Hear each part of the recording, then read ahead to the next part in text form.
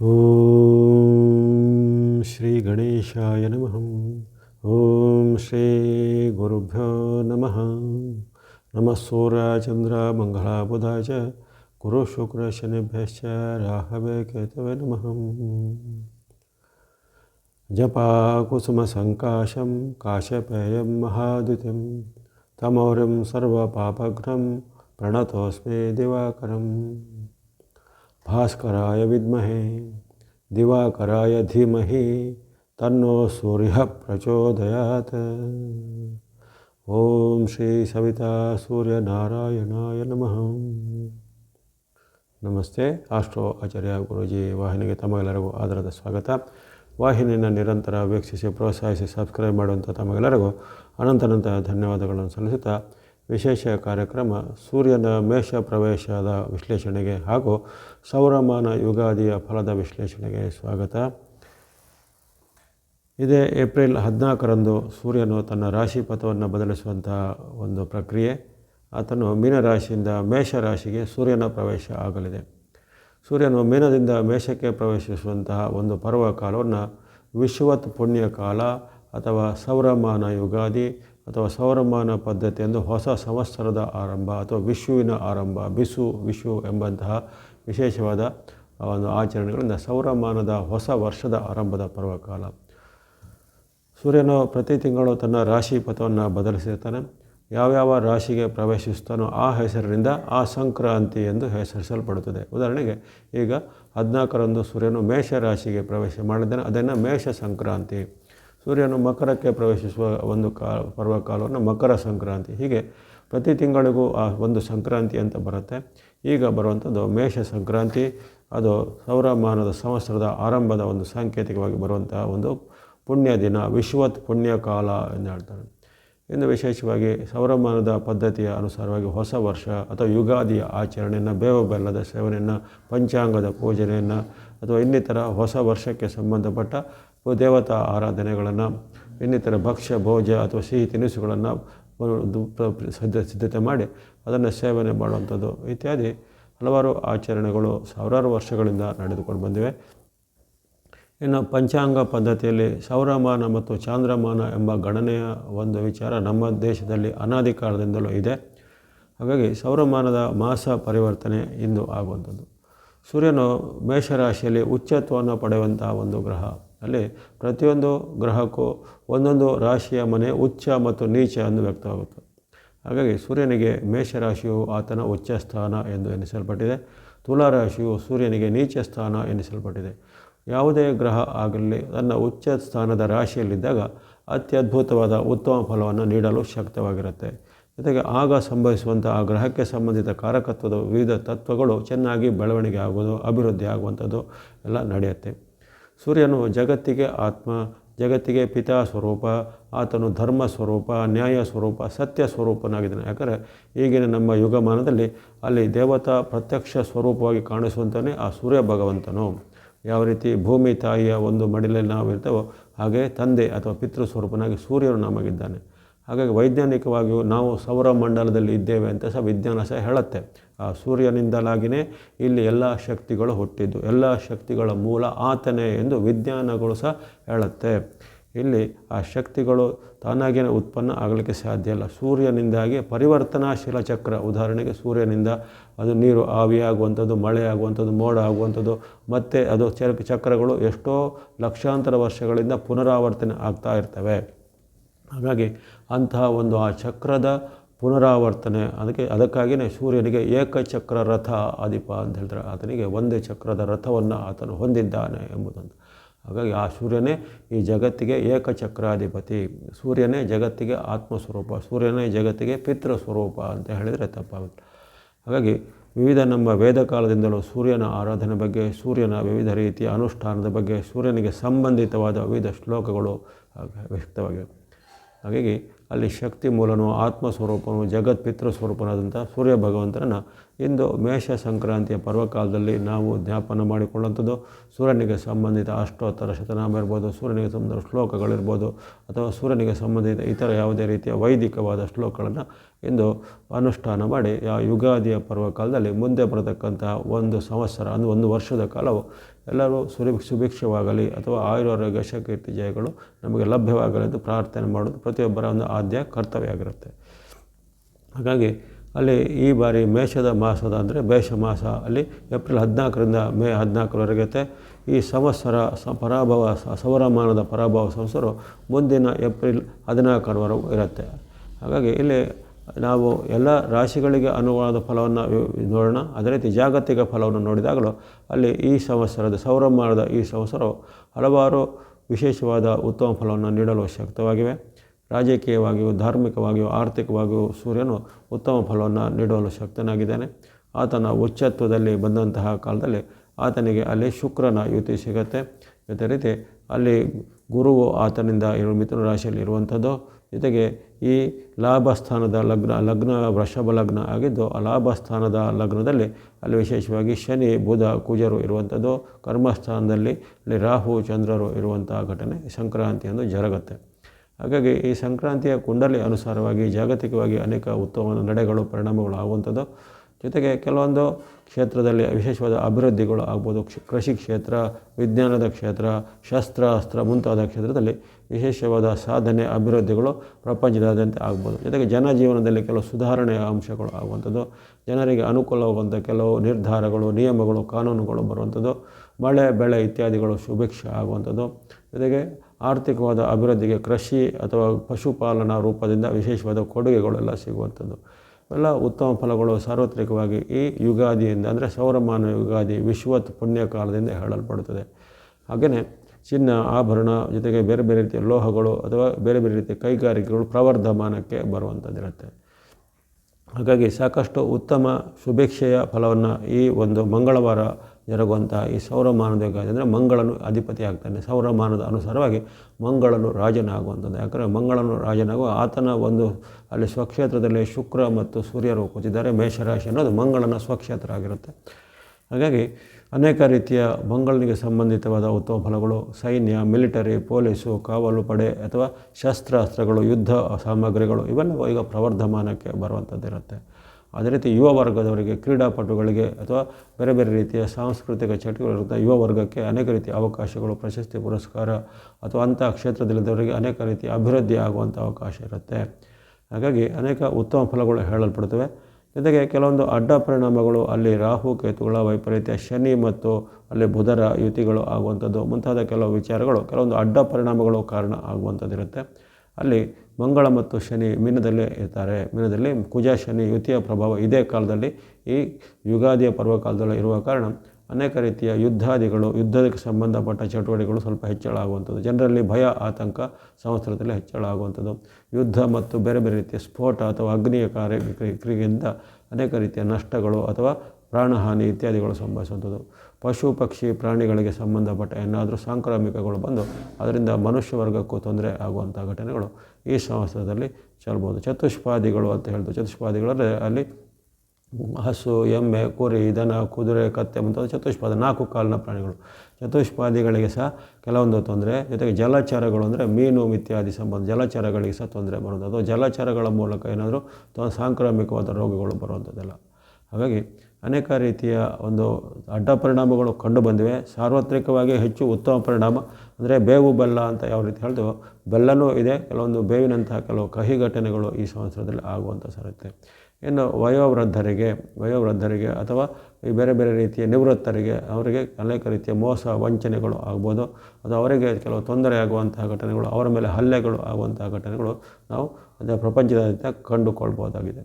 ಹಾಗೆಯೇ ಸ್ತ್ರೀ ವರ್ಗಕ್ಕೆ ಮತ್ತು ಮಹಿಳಾ ವರ್ಗಕ್ಕೂ ಕೆಲವೊಂದು ರೀತಿಯ ಅಪಚಾರಗಳು ಆಗುವಂಥದ್ದಾಗಲಿ, ಅವರ ಒಂದು ಶೀಲಕ್ಕೆ ತೊಂದರೆ ಮಾಡುವಂಥ ಹಲವಾರು ಘಟನೆಗಳು ಪ್ರಪಂಚದಾದ್ಯಂತ ಕೇಳಿ ಬರುವಂಥದ್ದಾಗಲಿ, ಅಥವಾ ಸ್ತ್ರೀ ವರ್ಗದ ಮೇಲೆ ಆಗುವಂಥ ಹಲ್ಲೆ ದೌರ್ಜನ್ಯಗಳೆಲ್ಲ ಸ್ವಲ್ಪ ಕೆಲವೊಂದು ತಿಂಗಳಲ್ಲಿ ಕೆರಳುವಿಕೆ ಆಗುವಂಥದ್ದು. ಯಾಕಂದರೆ ಅಲ್ಲಿ ಚಂದ್ರ ಮತ್ತು ರಾಹು ಯುತಿ ಕುಂಭದಲ್ಲಿ ಇದ್ದಾರೆ ಇದೇ ಕಾಲದಲ್ಲಿ ಯುಗಾದಿಯ ಪರ್ವಕಾಲದ ಕುಂಡಲಿಯಲ್ಲಿ.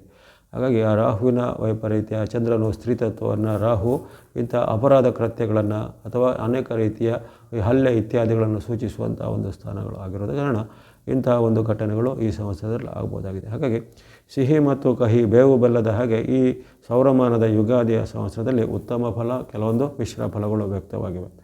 ಇನ್ನು ಬೆಲೆಗಳು ಆರಂಭದಲ್ಲಿ ಸ್ವಲ್ಪ ನಿಯಂತ್ರಣದಿರ್ತವೆ, ಆದರೆ ವರ್ಷದ ಮಧ್ಯಭಾಗ ಜೊತೆಗೆ ದೀಪಾವಳಿವರೆಗೂ ಆರಂಭದಲ್ಲಿ ಅಂದರೆ ಏಪ್ರಿಲ್ ಮೇವರೆಗೆ ಸ್ವಲ್ಪ ಪರವಾಗಿಲ್ಲ, ಜೂನ್ನಿಂದ ಅಕ್ಟೋಬರ್ ನವಂಬರ್ವರೆಗೂ ಎಲ್ಲ ಬೆಲೆಗಳು ತುಂಬ ಏರಿಕೆ ಆಗ್ಬೋದು. ಆಹಾರ ಧಾನ್ಯ ಜೊತೆಗೆ ಬೇರೆ ಬೇರೆ ರೀತಿಯ ಉತ್ಪನ್ನಗಳು, ಲೋಹಗಳು, ಮೆಟಲು ಅಥವಾ ಕೃಷಿ ಉತ್ಪನ್ನ, ನಿರ್ಮಾಣ ಸಾಮಗ್ರಿ ಎಲ್ಲವೂ ನಿಮಗೆ ಸುಮಾರು ಈ ಜೂನ್ ಬಳಿಕ ಅಲ್ಲೂ ವಿಶೇಷವಾಗಿ ನವಂಬರ್ವರೆಗೂ ತುಂಬ ಒಂದು ಏರುಗತಿ ಕಾಣ್ಬೋದು. ಮತ್ತು ದೀಪಾವಳಿಯ ಫಲಿತಾಂಶದಲ್ಲಿ ಸ್ವಲ್ಪ ಮಟ್ಟಿಗೆ ಇಳಿಮುಖ ಆಗುವಂಥ ಲಕ್ಷಣಗಳು ಕಂಡುಬಂದಿವೆ. ಇವೆಲ್ಲವೂ ಈ ಸೌರಮಾನ ಯುಗಾದಿಯ ಸಾಮಾನ್ಯ ಫಲ. ಇನ್ನು ಈ ರಾಶಿಗಳ ಮೇಲೆ ಸೂರ್ಯನ ಪ್ರಭಾವ ಈ ತಿಂಗಳಲ್ಲಿ, ಮೇಷ ಮಾಸದಲ್ಲಿ ಹಾಗೂ ಸೌರಮಾನದ ಯುಗಾದಿಯ ಫಲದಲ್ಲಿ ಯಾವ್ಯಾವ ರಾಶಿಗೆ ಹೇಗೆ ಅಂತೇಳಿ ಸಂಕ್ಷಿಪ್ತವಾಗಿ ನೋಡೋಣ. ಮೊದಲು ಮೇಷರಾಶಿ. ಮೇಷರಾಶಿಗೆ ಈ ಒಂದು ಸೌರಮಾನದ ಮಾಸದ ಫಲ ಅಷ್ಟೇನು ಚೆನ್ನಾಗಿ ಬಂದಿಲ್ಲ, ಹಾಗೆಯೇ ಸೌರಮಾನದ ಸಂವತ್ಸರ ಫಲವು ಅಷ್ಟು ಚೆನ್ನಾಗಿ ಬಂದಿಲ್ಲ. ಸ್ವಲ್ಪ ಸಂಕಷ್ಟಗಳು ಜಾಸ್ತಿ ಇರುವಂಥ ಒಂದು ವ್ಯವಸ್ಥೆ ಇರುತ್ತೆ. ಯಾಕಂದರೆ ಯಾವ ರಾಶಿಗೆ ಜನ್ಮದಲ್ಲಿ ಸೂರ್ಯ ಬಂದಾಗ, ಈಗ ಯುಗಾದಿಯ ಪರ್ವಕಾಲದಲ್ಲಿ ನಿಮ್ಮ ರಾಶಿಯಲ್ಲಿ ಸೂರ್ಯನು ಕೂತಿರುವಂಥದ್ದು. ಸೂರ್ಯನು ಜನ್ಮರಾಶಿಯಲ್ಲಿದ್ದಾಗ ಆತನು ವಿರುದ್ಧ ಫಲವನ್ನು ಕೊಡ್ತಾನೆ, ಜೊತೆಗೆ ಆರೋಗ್ಯದ ಮೇಲೆ, ಹಣಕಾಸಿನ ಮೇಲೆ, ನಿಮ್ಮ ವೈಯಕ್ತಿಕ ಜೀವನದ ಮೇಲೆ ಅಡ್ಡ ಪರಿಣಾಮವನ್ನು ಬೀರುವಂಥ ಸಾಧ್ಯತೆ ಇರುತ್ತೆ ಈ ಒಂದು ಸಂಕ್ರಾಂತಿಯ ಕುಂಡಲಿ ಫಲ. ಹಾಗಾಗಿ ಈ ಸಂಕ್ರಾಂತಿಯ ತಿಂಗಳಲ್ಲೂ, ಈ ಮೇಷ ಮಾಸದಲ್ಲೂ, ಜೊತೆಗೆ ಈ ಪೂರ್ತಿ ಸಂವತ್ಸರದಲ್ಲೂ ನಿಮಗೆ ಈ ಮಿಶ್ರ ಫಲಗಳು ವ್ಯಕ್ತವಾಗ್ತವೆ. ಆರೋಗ್ಯ ಸಮಸ್ಯೆ ಇದ್ದಂಥವ್ರಿಗೆ ಆರೋಗ್ಯ ಸಮಸ್ಯೆ ಮತ್ತೆ ಕಾಣಿಸ್ಬೋದು. ಹೊಸದಾಗಿ ಕೆಲವರಿಗೆ ಜೀರ್ಣ ಸಮಸ್ಯೆ, ಉಷ್ಣತೆ ಸಮಸ್ಯೆ, ಅದು ಬಾಡಿಯಲ್ಲಿ ಹೀಟ್ ಹೆಚ್ಚಳದಂಥ ಸಮಸ್ಯೆಗಳು ಅಥವಾ ಸ್ಕಿನ್ ರ್ಯಾಷಸ್ಗಳು ಬರುವಂಥದ್ದು ಇತ್ಯಾದಿ ಎಲ್ಲ ಕಂಡು ಬರ್ಬೋದು. ಇನ್ನು ವಿದ್ಯಾರ್ಥಿಗಳಿಗೆ ಅಭ್ಯಾಸದಲ್ಲಿ ಸ್ವಲ್ಪ ಪ್ರಯತ್ನ ಜಾಸ್ತಿ ಬೇಕು. ನಿಮ್ಮ ಅನಿಸಿಕೆಗಿಂತ ಅಂಕಗಳು ಕಡಿಮೆ ಸಿಗ್ಬೋದು, ಅಥವಾ ಅವಕಾಶಗಳು, ಚಾನ್ಸ್ಗಳು ಕೈ ಬಿಟ್ಟು ಹೋಗುವಂಥದ್ದು. ಉದ್ಯೋಗಿಗಳಿಗೆ ಸಹ ಹಾಗೆ ವೃತ್ತಿ ಉದ್ಯೋಗದಲ್ಲಿ ಸಹ ಸಮಸ್ಯೆಗಳು ಜಾಸ್ತಿ ಇರ್ತವೆ, ಒತ್ತಡ ಮತ್ತು ಪ್ರೆಷರ್ ಜಾಸ್ತಿ ಇರುತ್ತೆ. ಜೊತೆಗೆ ಮೇಲಾಧಿಕಾರಿ ಮತ್ತು ಹಿರಿಯರ ಜೊತೆಗೆ ವಾಗ್ವಾದ, ಕಲಹ ಆಗುತ್ತೆ. ಉದ್ಯೋಗಕ್ಕೆ ಕುತ್ತು ಬರುವಂಥ ಘಟನೆ ಸಹ ಕೆಲವರಿಗೆ ಆಗ್ಬೋದು. ಇನ್ನು ಮಹಿಳೆಯರು, ಗೃಹಿಣಿಯರು ಎಲ್ಲ ಇದ್ದರೆ ಮೇಷರಾಶಿಯವರು, ಅವರಿಗೂ ಹಾಗೆ ಸ್ವಲ್ಪ ಒತ್ತಡ, ಚಿಂತೆಗಳು ಹೆಚ್ಚಳಾಗುತ್ತೆ. ಮನೆಯಲ್ಲಿ ಪರಸ್ಪರವಾದಂತಹ ಒಂದು ಕಾದಾಟಗಳು, ಕಲಹಗಳು, ವಾಗ್ವಾದಗಳು ಪತಿ ಪತ್ನಿಯರ ಜೊತೆಗೇನೋ, ಮಕ್ಕಳ ಜೊತೆಗೇನೋ, ತಂದೆ ತಾಯಿ ಜೊತೆನೋ, ಅತ್ತೆ ಮಾವನ ವಾಗ್ವಾದ, ಕಲಹಗಳು ನಿತ್ಯವೂ ಆಗುವಂಥ ಸಾಧ್ಯತೆ ಈ ವರ್ಷದಲ್ಲಿ, ಅಂದರೆ ಈ ಸಂವತ್ಸರದಲ್ಲೂ ಕಂಡುಬರುತ್ತೆ, ಈ ತಿಂಗಳಲ್ಲೂ ಕಂಡುಬರುತ್ತೆ. ಹಾಗಾಗಿ ಈ ತಿಂಗಳ ಫಲವು ನಿಮಗೆ ತನುಮನ ಧನದ ಮೇಲೆ ಸ್ವಲ್ಪ ಸಂಯಮ ಬೇಕು. ಅದೇ ರೀತಿ ವರ್ಷದಲ್ಲೂ ಹಾಗೆ ಸಂಯಮ ಬೇಕು. ಸಡೆಸತಿಯ ಪ್ರಭಾವ ನಿಮಗೆ ಈಗಾಗಲೇ ಇದೆ. ಚಂದ್ರಮಾನ ಸಂವತ್ಸರದಲ್ಲೂ ನಿಮಗೆ ಮಿಶ್ರ ಫಲ ವ್ಯಕ್ತವಾಗಿವೆ. ಸೌರಮಾನ ಸಂವತ್ಸರದಲ್ಲೂ ಮಿಶ್ರ ಫಲ ಅಥವಾ ಕೆಲವೊಂದು ಕಾಲ ಸಂಕಷ್ಟ ಫಲವು ವ್ಯಕ್ತವಾಗಿರುವ ಕಾರಣ ನೀವು ನಿಮ್ಮ ಸಂಯಮವನ್ನು, ತಾಳ್ಮೆಯನ್ನು ಕಾಯ್ದುಕೋಬೇಕು. ಯಾವುದೇ ರೀತಿಯ ಅತಿರೇಕದ ವರ್ತನೆ ಬೇಕಾಗಿಲ್ಲ. ಹಾಗೆಯೇ ನಿಮ್ಮ ಸ್ವಲ್ಪ ಮಟ್ಟಿಗೆ ಭಕ್ತಿ ಮಾರ್ಗ, ಧರ್ಮ ಮಾರ್ಗ, ದಾನ ಮಾರ್ಗ ಇತ್ಯಾದಿಗಳನ್ನು ಅನುಸರಿಸೋದು ಒಳ್ಳೆಯದು. ಗಣೇಶ, ದೇವಿ, ಸುಬ್ರಹ್ಮಣ್ಯ ಅಥವಾ ನಿಮ್ಮ ಕುಲದೇವತೆ ಅಥವಾ ಇನ್ನಿತರ ಯಾವುದೇ ನಿಮಗೆ ಇಷ್ಟವಾಗುವಂಥ ದೇವರನ್ನು, ಹನುಮಾನ್, ಆಂಜನೇಯ ಭಕ್ತಿಯನ್ನೆಲ್ಲ ಮಾಡುವಂಥದ್ದು ನಿಮಗೆ ಶ್ರೇಯಸ್ಕರವಾಗಿದೆ ಈ ಮೇಷರಾಶಿಯವರಿಗೆ. ಮುಂದೆ ವೃಷಭ ರಾಶಿ. ವೃಷಭ ರಾಶಿಗೆ ಈ ಒಂದು ಮಾಸದ ಫಲ ಸ್ವಲ್ಪ ಮಿಶ್ರ ಫಲವಾಗಿ ವ್ಯಕ್ತವಾಗಿವೆ. ಅಂದರೆ ಈ ಸೌರಮಾನದ ಮೇಷ ಮಾಸ ಏಪ್ರಿಲ್ 14ರಿಂದ ಮೇ 14ರವರೆಗೆ ಮೇಷ ಮಾಸ ಅಂತ ಹೇಳ್ತಾರೆ. ಆ ಮೇಷ ಮಾಸದಲ್ಲಿ ಖರ್ಚು ವೆಚ್ಚಗಳು ಜಾಸ್ತಿ ಬರ್ತವೆ, ಕಲಹಗಳು ಆಗುವಂಥದ್ದು, ವಾಗ್ವಾದಗಳು ಆಗುವಂಥದ್ದು, ಭಿನ್ನಾಭಿಪ್ರಾಯಗಳು ಹೆಚ್ಚಳಾಗುವಂಥದ್ದು, ದೇಹದಲ್ಲಿ ಉಷ್ಣತೆ ಅಥವಾ ಹೀಟ್ನ ಹೆಚ್ಚಳ ಆಗುವಂಥದ್ದು, ಹವಾಮಾನ ವೈಪರೀತ್ಯದಿಂದ ನಿಮಗೆ ಸುಸ್ತು ಇತ್ಯಾದಿಗಳು ಆಗುವಂಥದ್ದೆಲ್ಲ ಬರ್ಬೋದು. ಅದು ಈ ತಿಂಗಳ ಮಟ್ಟಿಗೆ ಮಾತ್ರ, ಅಂದರೆ ಮೇಷ ಮಾಸದ ಮಟ್ಟಿಗೆ ಸ್ವಲ್ಪ ಮಿಶ್ರ ಫಲ. ಆದರೆ ನಿಮಗೆ ಒಟ್ಟಾರೆ ಸಂವತ್ಸರದ ಫಲ ಅಂದರೆ ಮುಂದಿನ ಏಪ್ರಿಲ್ 14ರವರೆಗೂ, 2027 ಏಪ್ರಿಲ್ 14ರವರೆಗೂ ನಿಮಗೆ ಸೌರಮಾನದ ಈ ಸಂವತ್ಸರದಲ್ಲಿ ಅದ್ಭುತವಾದ ಉತ್ತಮ ಫಲ ಸಿಗಲಿದೆ. ವೃತ್ತಿ, ವ್ಯಾಪಾರ, ಶಿಕ್ಷಣ, ಉದ್ಯೋಗ ಯಾವುದೇ ಇರಲಿ, ಅದರಲ್ಲಿ ಅದ್ಭುತವಾದ ಪರಿಶ್ರಮಕ್ಕೆ, ಸಾಧನೆಗೆ ಪ್ರತಿಫಲ ಬರಲಿದೆ. ಹೊಸ ಅವಕಾಶಗಳು, ಉದ್ಯೋಗ ಬದಲಿಸುವಂಥ ಕೆಲವು ಅವಕಾಶಗಳು, ಇರುವಂಥ ಉದ್ಯೋಗದಲ್ಲಿ ಬಡ್ತಿ, ಪ್ರಮೋಷನ್ ಅಂಥ ಅವಕಾಶಗಳು, ಸಿಗಬೇಕಾದ ಸವಲತ್ತುಗಳೆಲ್ಲ ಸಮಯಕ್ಕೆ ಸರಿಯಾಗಿ ಸಿಗ್ತವೆ. ವ್ಯಾಪಾರಿಗಳಿಗೆ ಉದ್ಯಮ ವ್ಯಾಪಾರ ಎಲ್ಲ ಚೆನ್ನಾಗಿ ಅಭಿವೃದ್ಧಿ ಆಗುತ್ತೆ. ಹಣಕಾಸು ಚೆನ್ನಾಗಾಗುತ್ತೆ. ಸಾಲಗಳನ್ನು ತೀರಿಸುವಂಥ ಅವಕಾಶ, ಸುಖಕರವಾದ ಹಲವಾರು ಅನುಭವಗಳು, ದೀರ್ಘ ಪ್ರಯಾಣ ಮಾಡುವಂಥದ್ದು, ವಿದೇಶ ಪ್ರಯಾಣ, ಅದು ಇನ್ನಿತರ ಯಾತ್ರಾ ಸೌಖ್ಯಗಳೆಲ್ಲ ದೊರಕುತ್ತೆ. ಇಷ್ಟಪಟ್ಟಂಥ ವಸ್ತು, ಯಂತ್ರ, ವಾಹನ, ಉಪಕರಣ ಕೊಳ್ಳುವಂಥ ಅವಕಾಶ. ಇನ್ನು ವಿವಾಹ ಅಪೇಕ್ಷಿತರಿಗೆ ವಿವಾಹ ಫಿಕ್ಸ್ ಆಗುವಂಥದ್ದಾಗಲಿ, ಪ್ರೇಮ ಪ್ರಕರಣದಲ್ಲಿ ಪ್ರೇಮಗಳು ಯಶಸ್ವಿಯಾಗುವಂಥ ಘಟನೆಗಳು ಜರುಗುತ್ತವೆ. ಹಾಗಾಗಿ ವೃಷಭ ರಾಶಿಯ ವಿದ್ಯಾರ್ಥಿಗಳಿಂದ ಹಿರಿಯ ನಾಗರಿಕರವರೆಗೂ ಎಲ್ಲರಿಗೂ ಅದ್ಭುತವಾದ ಫಲ ಈ ಒಂದು ಸೌರಮಾನ ಸಂವತ್ಸರದಲ್ಲಿ ಬರಲಿದೆ. ಮುಂದಿನ ವರ್ಷದ ಏಪ್ರಿಲ್ 14ರವರೆಗೂ ಸೌರಮಾನದ ಯುಗಾದಿ ಫಲ. ನೀವೇನು ಆತಂಕ, ಚಿಂತೆ ಪಡಬೇಕಾಗಿಲ್ಲ. ನೀವು ನಿಮ್ಮ ಒಂದು ಭಕ್ತಿ ಮಾರ್ಗ, ಧರ್ಮ ಮಾರ್ಗವನ್ನು ಯಥಾವತ್ತವಾಗಿ ಮುಂದುವರಿಸ್ಬೋದು ವೃಷಭದವರು. ಇನ್ನು ಮಿಥುನ ರಾಶಿಗೆ ಈ ಸೌರಮಾನದ ಮೇಷ ಮಾಸವೂ ಉತ್ತಮವಿದೆ, ಜೊತೆಗೆ ಮೇಷ ಮಾಸದ ಬಳಿಕ ಆಗುವಂಥ ಸೌರಮಾನದ ಯುಗಾದಿಯ ಫಲವು ಉತ್ತಮವಾಗಿದೆ. ಹಾಗೆ ಈ ತಿಂಗಳು ಒಳ್ಳೆಯದಿದೆ, ಮುಂದೆ ಬರತಕ್ಕಂಥ ಒಂದು ವರ್ಷವೂ ನಿಮಗೆ ಒಳ್ಳೆಯ ಫಲವನ್ನು ನೀಡುವಂಥದ್ದಿರುತ್ತೆ. ಈಗ ನಿಮಗೆ ಲಾಭ ಸ್ಥಾನದಲ್ಲಿ ಅದ್ಭುತವಾದ ಇಲ್ಲಿ ಸೂರ್ಯನ ಒಂದು ಬೆಂಬಲ ಸಿಗ್ತಾ ಇದೆ. ಹಾಗಾಗಿ ಅನೇಕ ರೀತಿಯ ಲಾಭ ಆದಾಯಗಳು ಈ ತಿಂಗಳಲ್ಲಿ ಆಗಲಿವೆ. ಹಣಕಾಸಿನ ಹರಿವು ಚೆನ್ನಾಗುತ್ತೆ, ವ್ಯಾಪಾರ ಉದ್ಯಮ ಚೆನ್ನಾಗಿ ಗರಿಗೆದರುತ್ತೆ, ಭೂಮಿ ವ್ಯವಹಾರ, ರಿಯಲ್ ಎಸ್ಟೇಟ್ ವ್ಯವಹಾರ ಇತ್ಯಾದಿಗಳು ಚೆನ್ನಾಗಿ ನಿಮಗೆ ಫಲಿಸುತ್ತವೆ. ಅದೇ ರೀತಿ ಸರ್ಕಾರದ ಕೆಲಸ, ಕೋರ್ಟ್ ಕಚೇರಿ ಕೆಲಸವು ಕ್ಷಿಪ್ರವಾಗಿ ಆಗುವಂಥದ್ದು. ಇನ್ನು ಕೆಲವರಿಗೆ ರಾಜಕೀಯದ ಸ್ಥಾನಮಾನ, ಅಧಿಕಾರ ಸಿಗುವಂಥದ್ದು, ರಾಜಕೀಯದಲ್ಲಿರೋರಿಗೆ ವಿಶೇಷವಾದ ಒಂದು ಗೆಲುವು, ಸ್ಥಾನಮಾನ ಸಿಗುವಂಥದ್ದು. ಅದೇ ರೀತಿ ಸರ್ಕಾರಿ ಹುದ್ದೆಗಳನ್ನ ಅಪೇಕ್ಷಿಸುವಂಥ ಹುದ್ದೆಗಳು ಸಿಗುವಂಥದ್ದು, ದೂರದ ಬಂಧುಗಳಿಂದ ಕೊಡುಗೆ, ಕೌಟುಂಬಿಕವಾದ ವಿವಾದಗಳು ಇತ್ಯರ್ಥ ಆಗುವಂಥದ್ದು, ಪಿತ್ರಾರ್ಜಿತ ಆಸ್ತಿ ನಿಮಗೆ ಕೈಗೆ ಒದಗಿ ಬರುವಂಥದ್ದು ಮುಂತಾದ ಹಲವಾರು ಶುಭ ಘಟನೆಗಳು ಜರುಗುತ್ತವೆ. ವಿವಾಹ ಅಪೇಕ್ಷಿತರಿಗೆ ವಿವಾಹ ಫಿಕ್ಸ್ ಆಗುವಂಥದ್ದು. ಈ ರೀತಿ ಈ ಏಪ್ರಿಲ್ ತಿಂಗಳು ಸಹ ನಿಮಗೆ ಉತ್ತಮ ಇದೆ, ಮೇ ತಿಂಗಳು ಉತ್ತಮ ಬರುತ್ತೆ. ಹಾಗೆ ವರ್ಷಪೂರ್ತಿ ನಿಮಗೆ ಸೂರ್ಯ ಭಗವಂತರ ಈ ಸೌರಮಾನದ ಯುಗಾದಿಯ ಫಲವಾಗಿ ಅದ್ಭುತವಾದ ಶುಭ ಸುಖ ಫಲಗಳು, ಹಣಕಾಸಿನ ನೆರವು ಚೆನ್ನಾಗಾಗುವಂಥದ್ದು, ಆರೋಗ್ಯ ಸುಧಾರಣೆ, ಮನಸ್ಸಿಗೆ ಖುಷಿಯಾಗುವಂತಹ ಘಟನೆ ಮುಂತಾದೆಲ್ಲ ಹಲವು ಶುಭ ಫಲಗಳನ್ನು ನೀವು ಈ ಸಂವತ್ಸರದಲ್ಲಿ ಅನುಭವಿಸಲಿಕ್ಕೆ ಇದೆ. ಮಿಥುನ ರಾಶಿಯವರು ಆಸಕ್ತಿ ಇದ್ದರೆ ಈ ಸೂರ್ಯನಿಗೆ ಸಂಬಂಧಿತ ಅಥವಾ ಇನ್ನಿತರ ಯಾವುದೇ ದೇವತಾ ಭಕ್ತಿ ಸ್ತೋತ್ರಗಳನ್ನು, ದಾನ ಧರ್ಮಗಳನ್ನು ಅನುಸರಿಸ್ಬೋದು ಮಿಥುನದವರು. ಕಟಕ ರಾಶಿಗೆ ಈ ಸೌರಮಾನದ ಫಲ ಅಂದರೆ ಮೇಷ ಮಾಸದ ಫಲ ಅದ್ಭುತವಾಗಿ ಉತ್ತಮವಾಗಿದೆ. ಕರ್ಮಸ್ಥಾನದಲ್ಲಿ ಇರುವಂತಹ ಸೂರ್ಯನು ನಿಮಗೆ ಈ ಏಪ್ರಿಲ್ 14ರಿಂದ ಮೇ 14ರವರೆಗೂ ಅದ್ಭುತವಾದ ಶುಭ ಲಾಭವನ್ನು, ಜಯವನ್ನು, ಸುಖವನ್ನು ಕೊಡ್ತಾನೆ. ವ್ಯಾಪಾರ, ವೃತ್ತಿ, ಉದ್ಯೋಗ, ಶಿಕ್ಷಣ ಎಲ್ಲ ಚೆನ್ನಾಗಿ ನಡೆಯುತ್ತೆ.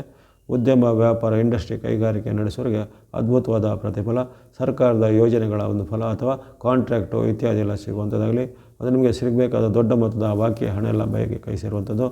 ಇನ್ನು ವಿದ್ಯಾರ್ಥಿ, ಯುವಕರು, ಸಾಧಕರಿಗೆ ಹೊಸ ಅವಕಾಶಗಳು, ಮಹಿಳೆಯರು, ಗೃಹಿಣಿಯರು ಸಹ ಮನೆಯಲ್ಲಿ ನೆಮ್ಮದಿ ವಾತಾವರಣ, ಶುಭ ಸಮಾರಂಭಗಳಲ್ಲಿ ಪಾಲ್ಗೊಳ್ಳುವಂಥ ಅವಕಾಶ, ರಾಜ್ಯ ಮೂಲ ಅಂದರೆ ಸರ್ಕಾರ ಮೂಲದಿಂದ ಆಗಬೇಕಾದ ಕೆಲಸ ಕಾರ್ಯಗಳು ಬೇಗನೆ ಆಗಲಿವೆ. ಭೂಮಿಯ ದಾಖಲೆ ಪತ್ರ, ಯಂತ್ರೋಪಕರಣ ವಿಚಾರವೆಲ್ಲವೂ ಕ್ಷಿಪ್ರವಾಗಿ ನಿಮಗೆ ಕೈ ಸೇರಲಿವೆ.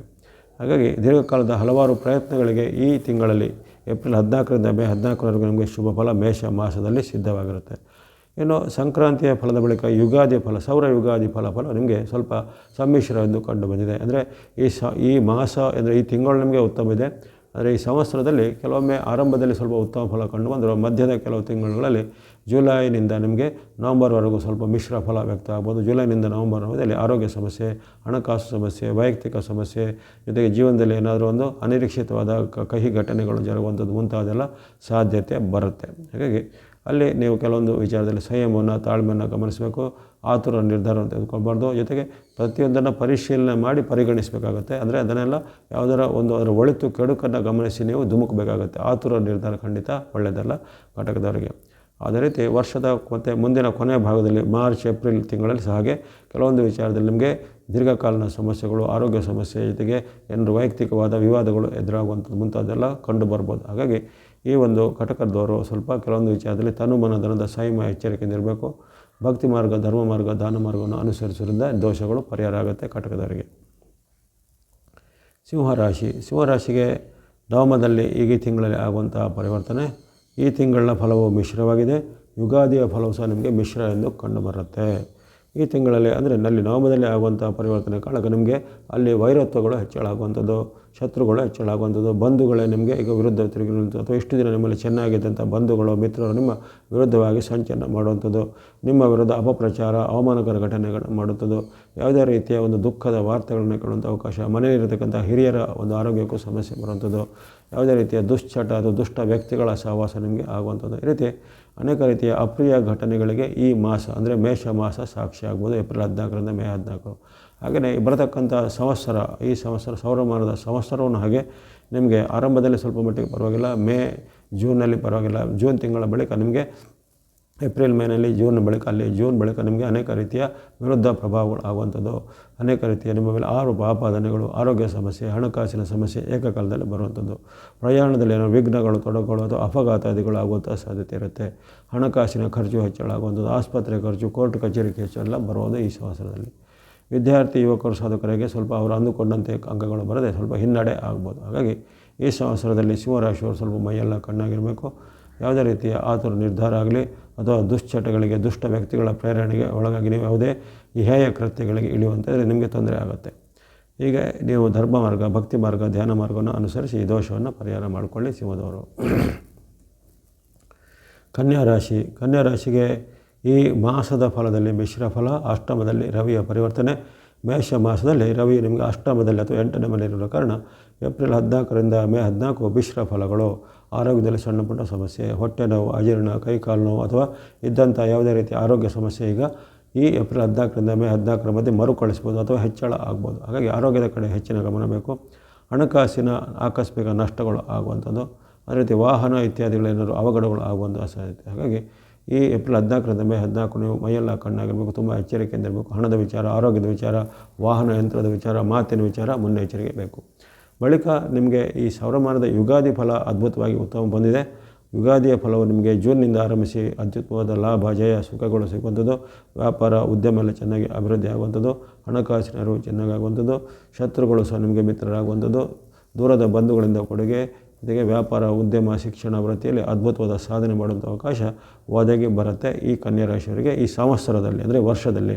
ಹಾಗಾಗಿ ಮಾಸ ಫಲ ಸ್ವಲ್ಪ ಮಿಶ್ರವಾಗಿ ಬಂದಿದೆ, ಆದರೂ ಚಿಂತೆ ಪಡಬೇಕಾಗಿಲ್ಲ. ಸಂವತ್ಸರದ ಒಟ್ಟಾರೆ ಫಲ ನಿಮಗೆ ಅದ್ಭುತವಾದ ಶುಭವನ್ನು ಕೊಳ್ಳಿದೆ. ಇದನ್ನು ನೀವು ಭಕ್ತಿ ಮಾರ್ಗ, ಧರ್ಮ ಮಾರ್ಗ, ದಾನ ಮಾರ್ಗದಿಂದ ಇನ್ನಷ್ಟು ಉತ್ತಮಪಡಿಸ್ಕೊಳ್ಬೋದು ಕನ್ಯಾದವರು. ತುಲಾರಾಶಿಗೆ ಈ ಒಂದು ಮಾಸದ ಫಲದಲ್ಲಿ ಸ್ವಲ್ಪ ಮಿಶ್ರ ಫಲ ವ್ಯಕ್ತವಾಗ್ತಾಯಿದೆ.